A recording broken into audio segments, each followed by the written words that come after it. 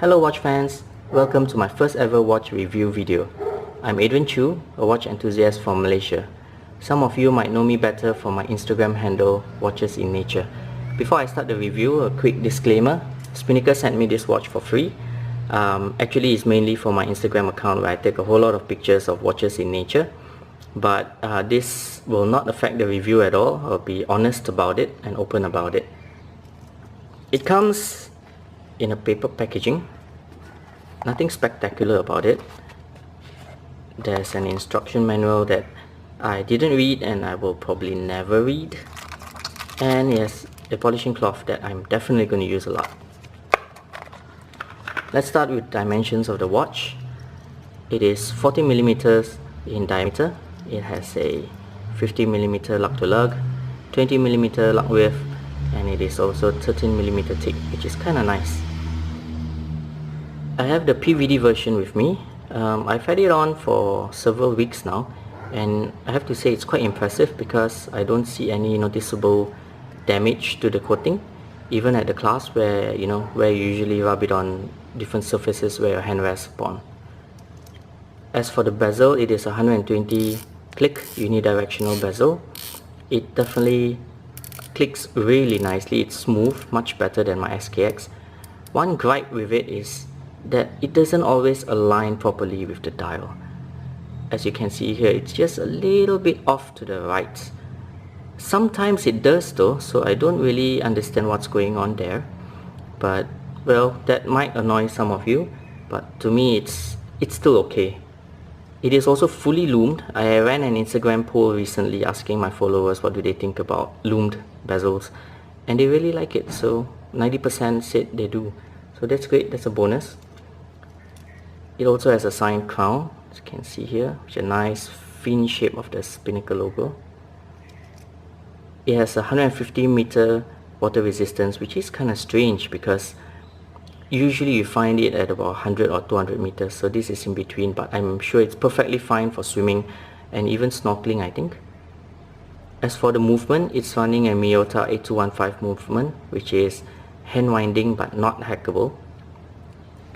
Show you in a bit. There you go. See, it doesn't hack. Some people might not like it, and I'm actually a part of that group because I do take a lot of photos and sometimes I want the seconds hand to stop precisely at certain places. But for normal everyday wear, it actually doesn't really affect the usability of the watch at all. The crown is solid, and what's really nice is it also pushes in really smoothly. You don't really have to struggle to find and align the threads to screw it back in. As for the dial, I think this is where it really shines. The applied indices and Spinnaker logo is really nice, and the cursive slanting Spinnaker logo is really classy in my opinion. You can see that the loom is really applied really thick here, and it really matches, or at least can compare with my SKX. Just a quick loom shot.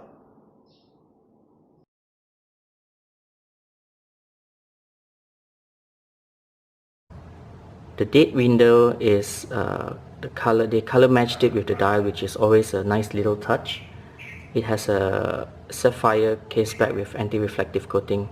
You can see the little blue hues as it hits the sunlight here, which makes it actually quite legible.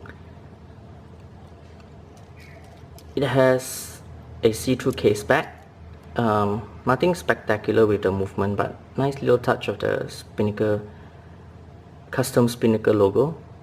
As for the bracelet, it contours really nicely, so it does wear very comfortably, as you can see here, as it lies flat at the back.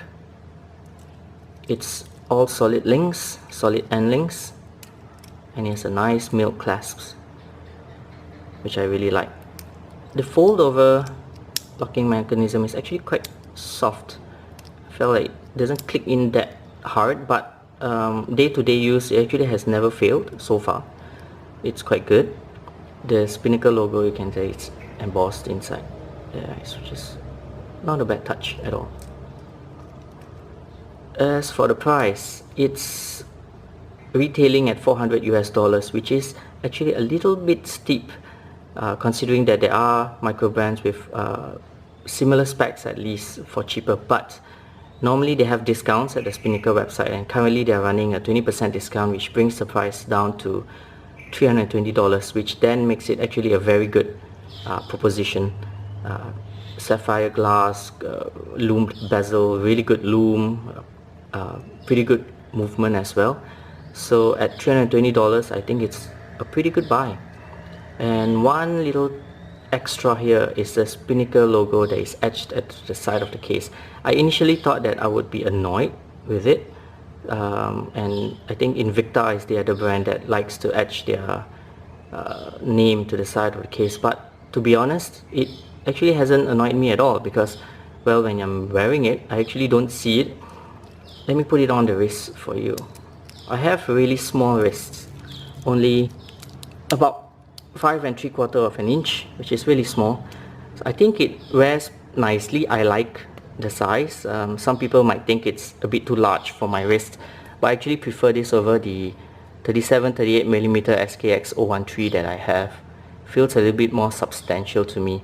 And as I was talking about the signed, the etched Spinnaker logo at the side, actually you don't ever look at your watch like this, so it really doesn't bother me at all. Well, I think that's all for the review. I hope you guys enjoy it, and hope to be making more videos in the future. See you guys.